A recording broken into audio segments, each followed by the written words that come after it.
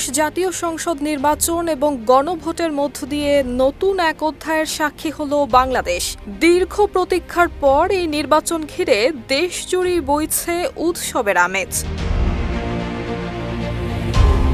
ভোরের আলো ফোটার আগেই দেশের বিভিন্ন প্রান্তে ভোট কেন্দ্রের সামনে জড়ো হতে শুরু করেন ভোটারেরা।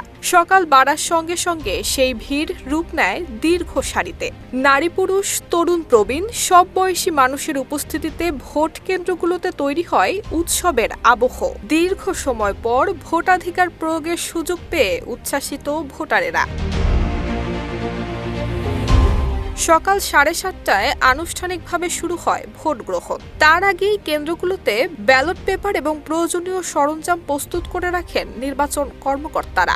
হোয়াইট প্লাস প্রো সেনসিটিভ স্কয়ারে মাঠের বাইরেও তো আমরা এভাবে দেশপ্রেম দেখাতে পারি।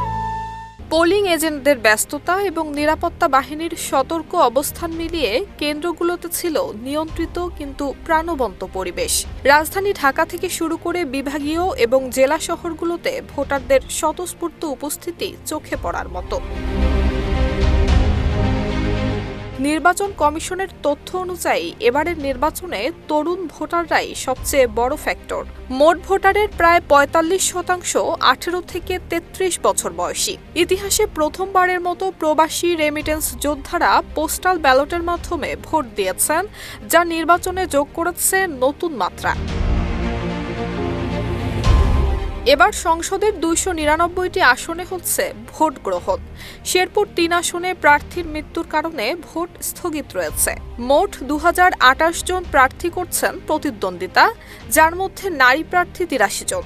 সারা দেশের ৪২,৭৭৯টি ভোট কেন্দ্রের অর্ধেকের বেশি ঝুঁকিপূর্ণ হিসেবে চিহ্নিত হওয়ায় নজিরবিহীন নিরাপত্তা ব্যবস্থা গ্রহণ করেছে নির্বাচন কমিশন। নুসরাত জাহান মেহেক, ঢাকা পোস্ট।